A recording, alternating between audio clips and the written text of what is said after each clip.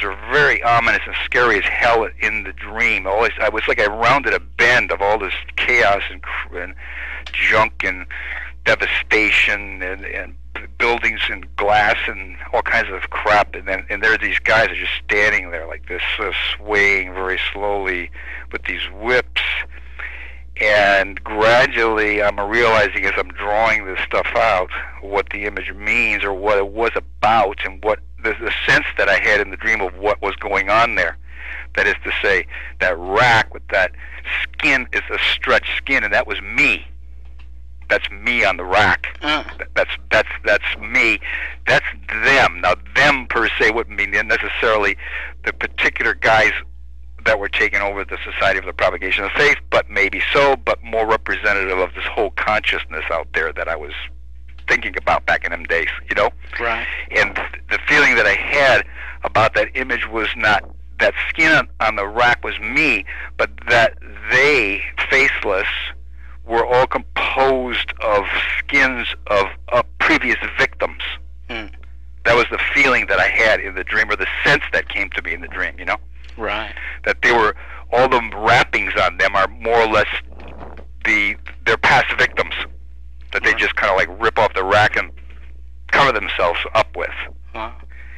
And then all the junk is just a war and pits of blood and ovens and, you know, are all kind of like in the background. It is sewage it's a devastation at the edge of some destroyed zone, place, city, you know, where all the sewage and everything dumping down into this.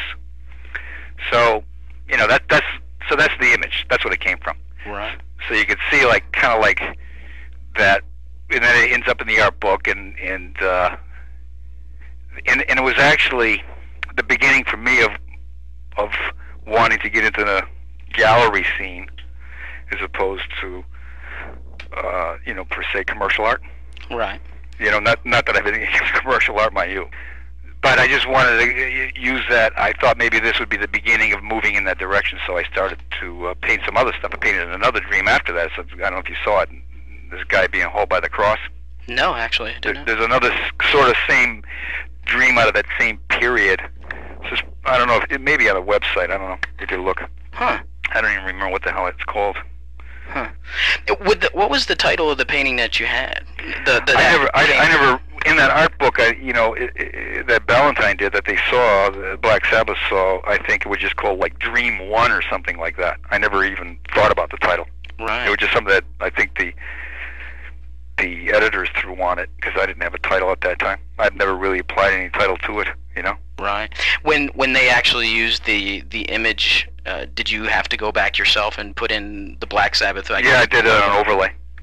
And did you? I didn't do that on the actual painting. I did it on a piece of acetate overlay. Ah, okay, that's what I was going to say. I laid a piece of acetate on top of it and painted it on. Right. And you say that the original's hanging in your house still? Oh yeah. Oh wow. Wow.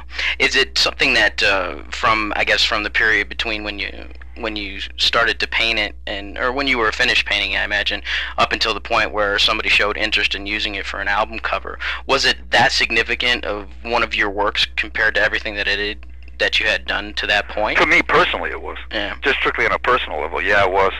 It was kind of like, I don't know, getting out something, getting the demons out, you know.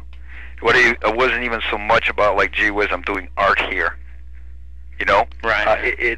I didn't even, like I said, I did a tiny little doodle of these guys, but when I started painting that picture, normally what I do is I work everything out very much detailed.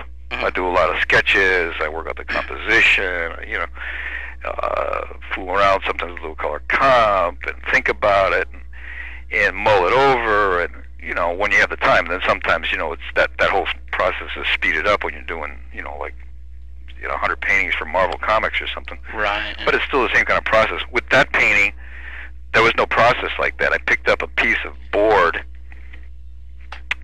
and just started painting directly. I didn't even draw it ahead of time. I just kind of like just started painting it with no...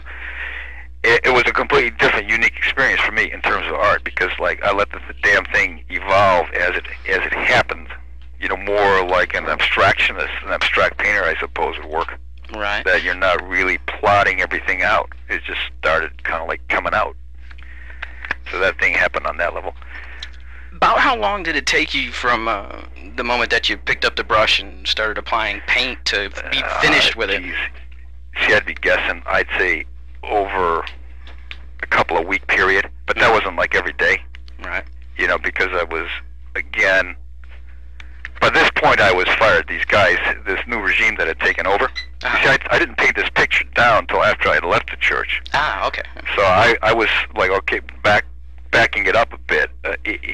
When these guys took over, and they saw this rough cut of the film, we managed to finish that one off and get that one out. And then this new head of the Society of Propagation of the Faith wanted, it was like we were on an edge of, you know, it was clear we were totally at odds, but he wanted us to go to Africa, West Africa, first to Rome, and then to West Africa and shoot missionary activity, so which my brother and I did, went with him.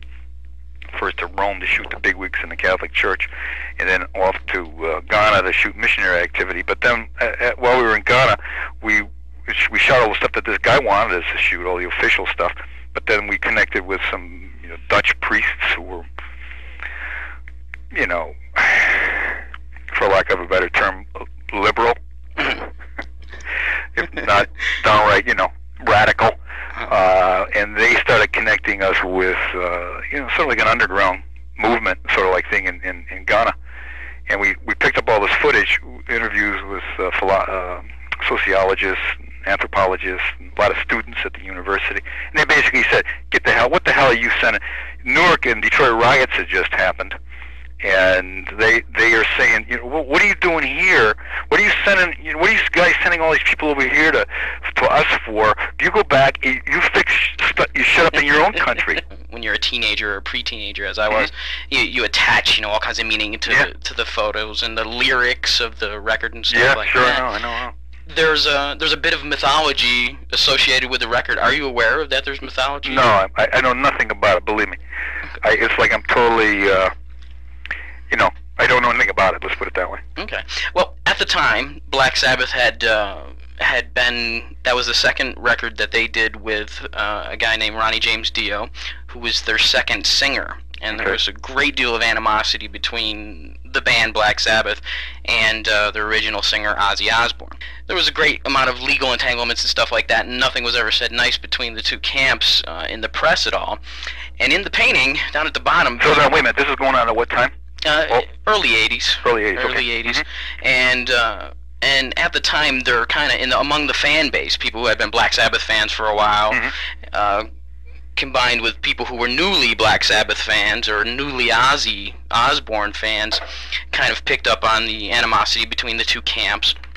And somebody created this bit of mythology where at the bottom of the painting it looks like it says "Kill Ozzy."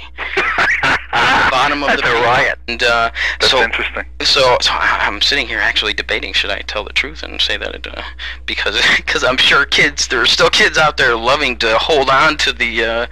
Well, I think when you know who said that, when you're faced with the myth or the reality, you know, repeat the myth. Right. Yeah. I mean, it's true. Who the hell said that? That's a famous quote from somebody. I don't know where the hell it comes from. I don't know. You know? I don't know, but yeah, I have heard that. So that's interesting. Obviously untrue, and you had never heard of it, huh? Never. This is brand new to me. This is new information. Hey, look, I did the paint. All I said was to Gene, okay, yeah, use that as a cover, and then I did the overlay, and that was the last I saw it or thought about it. I never gave it a second thought.